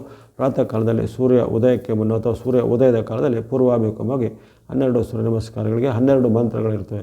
ಮಿತ್ರಾಯ ನಮಃ, ರವಯೇ ನಮಃ, ಸೂರ್ಯಾಯ ನಮಃ, ಭಾನವೇ ನಮಃ, ಖಗಾಯ ನಮಃ, ಪೂಷಣೇ ನಮಃ, ಹಿರಣ್ಯಗರ್ಭಾಯ ನಮಃ, ಮರೀಚಯ ನಮಃ, ಆದಿತ್ಯಾಯ ನಮಃ, ಸವಿತ್ರೇ ನಮಃ, ಅರ್ಕಾಯ ನಮಃ, ಭಾಸ್ಕರಾಯ ನಮಃ ಅಂತ ಹೇಳಿ 12 ಸೂರ್ಯ ನಮಸ್ಕಾರಗಳು. ಕೊನೆಗೆ ಮಾಡುವಂಥ ಮೇರು ನಮಸ್ಕಾರ ಅಂತ ಹೇಳ್ತಾರೆ. ಓಂ ಶ್ರೀ ಸವಿತಾ ಸೂರ್ಯ ನಾರಾಯಣ ನಮಃ ಅಂತೇಳಿ ಒಟ್ಟಿಗೆ 12 + 1 13 ನಮಸ್ಕಾರಗಳನ್ನ ಮಾಡುವಂಥ ಪದ್ಧತಿ ಇರುತ್ತೆ. ಅಥವಾ ಕೆಲವೊಬ್ಬರು ಸಾಧಕರು ಹಠಯೋಗದ ಸಾಧನೆ ಇರುವಂಥವ್ರು ಅವರು ಹೆಚ್ಚು ಸೂರ್ಯ ನಮಸ್ಕಾರ ಮಾಡ್ತಾರೆ, 24, ಇನ್ನು ಕೆಲವರು 108 ನಮಸ್ಕಾರಗಳನ್ನು ಸಹ ಮಾಡುವಂಥದ್ದು ಇರುತ್ತೆ. ಹಾಗಾಗಿ ಅಲ್ಲಿ ನಿಮ್ಮ ಒಂದು ಶಿರಸ್ಸಿನಿಂದ ಅಂಗುಷ್ಟದವರೆಗೆ ಎಲ್ಲದ ಅವಯವಗಳಿಗೂ ಒಂದು ಎಕ್ಸಸೈಸ್ ಅಥವಾ ಚಟುವಟಿಕೆ ಸಿಗುವಂಥ ಅಥವಾ ಅಲ್ಲಿಗೆ ಶಕ್ತಿ ವರ್ಧನೆ ಆಗುವಂಥ ಅವಕಾಶ ಸೂರ್ಯ ನಮಸ್ಕಾರದಿಂದ ಸಿಗುತ್ತೆ. ಅದನ್ನು ಸಹ ಅನುಷ್ಠಾನ ಮಾಡೋದ್ರಿಂದ ಸೂರ್ಯದೇವರು ಪ್ರಸನ್ನರಾಗ್ತಾರೆ. ಯಾರೂ ಆತಂಕ ಚಿಂತೆ ಪಡೋದಿಲ್ಲ. ನಿಮ್ಮ ಭಕ್ತಿ ಮಾರ್ಗ ಧರ್ಮ ಮಾರ್ಗವನ್ನು ಅನುಷ್ಠಾನ ಮಾಡಿಕೊಳ್ಳಿ. ಅದೇ ರೀತಿ ಸೂರ್ಯನಿಗೆ ಸಂಬಂಧಿತವಾದ ದಾನ ಇರುತ್ತೆ. ಗೋಧಿ ಅಥವಾ ಗೋಧಿ ಕಾಳು, ಗೋಧಿ ಹಿಟ್ಟು, ಗೋಧಿ ಹಿಟ್ಟಿನ ಉತ್ಪನ್ನಗಳು ಅಥವಾ ಗೋಧಿಯ ರವೆ ಮುಂತಾದವುಗಳು ಇರುತ್ತೆ. ಹಾಗಾಗಿ ಒಂದು ಗೋಧಿಯ ಸ್ವರೂಪದ ಯಾವುದೇ ರೀತಿಯ ಆಹಾರವನ್ನು, ಧಾನ್ಯವನ್ನು ನೀವು ದಾನವಾಗಿ ಕೊಡುವಂಥದ್ರಿಂದ ನಿಮಗೆ ಸೂರ್ಯನಿಗೆ ಸಂಬಂಧಿತ ದೋಷ ನಿವಾರಣೆ ಆಗುತ್ತೆ. ಅದನ್ನು ಅನ್ನದಾನ ನಡೆಸುವ ಸಂಸ್ಥೆಗೂ, ದೇವಸ್ಥಾನಗಳಿಗೂ, ಪುರೋಹಿತರಿಗೂ, ಕಿನ್ನರಿಗೂ ದಾನವಾಗಿ ಕೊಡುವಂಥದ್ದು. ಅದೇ ರೀತಿ ನಿಮ್ಮ ಹಿರಿಯರನ್ನು, ಗುರುಗಳನ್ನು ನೀವು ಚೆನ್ನಾಗಿ ಗೌರವಿಸಿ ಕಾಣುವಂಥದ್ದು ಅಥವಾ ಹಿರಿಯ ನಾಗರಿಕರಿಗೆ ಅವರಿಗೊಂದು ನಿಮ್ಮಿಂದ ಆಗುವ ಸೇವೆಯನ್ನು ಗೈಯುವಂಥದ್ದು. ತಂದೆ, ತಾಯಿ, ಅತ್ತೆ, ಮಾವ ಅಥವಾ ಇನ್ನಿತರ ಹಿರಿಯ ವರ್ಗದವರಿಗೆ ಗೌರವ ವಂದನೆ ಸಲ್ಲಿಸುವಂಥದ್ದು ಸಹ ಸೂರ್ಯನ ಪ್ರೀತ್ಯರ್ಥ ಆಗುತ್ತೆ. ಹಾಗೆಯೇ ಶಿವ ಅಥವಾ ಈಶ್ವರನ ಭಕ್ತಿ ಸಹ ಸೂರ್ಯನ ಪ್ರೀತ್ಯರ್ಥ. ನಾರಾಯಣ ಅಥವಾ ವೆಂಕಟೇಶ್ವರ, ರಂಗನಾಥ, ವಿಷ್ಣುವಿನ ಯಾವುದೇ ಸ್ವರೂಪದ ಅಥವಾ ಸತ್ಯನಾರಾಯಣ ಸ್ವಾಮಿಯ ಭಕ್ತಿ ಸಹ ಸೂರ್ಯನ ಒಂದು ಅನುಷ್ಠಾನಕ್ಕೆ ಅಥವಾ ಸೂರ್ಯನ ಒಂದು ಆಶೀರ್ವಾದಕ್ಕೆ ಸಹಾಯಕವಾಗಿರುತ್ತೆ. ಅಥವಾ ಇನ್ಯಾರಿಗೆ ದೇವಿಯ ಭಕ್ತಿ, ಅಮ್ಮನವರ ಭಕ್ತಿ ಇರುತ್ತೆ ಅಂಥವ್ರು ಅಮ್ಮನವರ ಭಕ್ತಿಯನ್ನು ಮಾಡ್ಬೋದು. ಇನ್ಯಾರಿಗೆ ಗಣೇಶನ ಭಕ್ತಿ ಇರುವಂಥವ್ರು ಗಣೇಶನ ಭಕ್ತಿ, ಹನುಮಾನ್ ಭಕ್ತರು ಆಂಜನೇಯ ಸ್ವಾಮಿ ಭಕ್ತಿ ಮಾಡೋದ್ರಿಂದಲೂ ಸೂರ್ಯ ಭಗವಂತರು ಪ್ರಸನ್ನರಾಗ್ತಾರೆ. ಹಾಗಾಗಿ ಇವೆಲ್ಲವನ್ನು ಗಮನದಲ್ಲಿಟ್ಕೊಳ್ಳಿ. ಸೂರ್ಯನ ಆಶೀರ್ವಾದವನ್ನು ಮೇಷ ಮಾಸದಲ್ಲಿ ತಾವೆಲ್ಲ ಪಡೆದುಕೊಳ್ಳಿ. ಉಚ್ಚ ಸ್ಥಾನದಲ್ಲಿರುವಂಥ ಸೂರ್ಯ ಭಗವಂತರು ನೀವು ಮಾಡುವಂಥ ಯಾವುದೇ ರೀತಿಯ ಒಂದು ಸಣ್ಣ ಪ್ರಾರ್ಥನೆಗೂ ಒಲಿತಾರೆ. ಈ ಲೋಕಕ್ಕೆ ಪ್ರತ್ಯಕ್ಷವಾಗಿ ಕಾಣುವಂತಹ ಒಂದು ಏಕೈಕ ಲೋಕಚಕ್ಷು ಸ್ವರೂಪದಂಥ ಭಾಸ್ಕರನ ಅನುಗ್ರಹವು ತಮಗೆಲ್ಲರಿಗೂ ಆಯುರಾರೋಗ್ಯ, ಶಕ್ತಿ, ಜಯಲಾಭ, ಇಷ್ಟ ಸಿದ್ಧಿಗಳನ್ನು ಕೊಡಲಿ. ಸೌರಮಾನ ಯುಗಾದಿಯ ಒಂದು ಮತ್ತೊಮ್ಮೆ ಶುಭಾಶಯಗಳು ಕೊಡ್ತಿದ್ದೇನೆ. ಈ ಸಂವತ್ಸರದಲ್ಲಿ ತಮಗೆಲ್ಲರಿಗೂ ಆಯುರಾರೋಗ್ಯ, ಇಷ್ಟಾರ್ಥ, ಜಯಲಾಭಗಳು, ಸಿದ್ಧಿಗಳನ್ನು ಹಾರೈಕೆ ಮಾಡುತ್ತಾ ವಾಹಿನಿಯ ನಿರಂತರ ಪ್ರೋತ್ಸಾಹಕ್ಕೆ ಧನ್ಯವಾದಗಳು. ಸಬ್ಸ್ಕ್ರೈಬ್ ಪ್ರೋತ್ಸಾಹಿಸಿ. ಸರ್ವೇಷಾಂ ಸನ್ಮಂಗಲಾನಿ ಭವಂತು. ಓಂ ಶ್ರೀ ಸವಿತಾ ಸೂರ್ಯನಾರಾಯಣಾಯ ನಮಃ.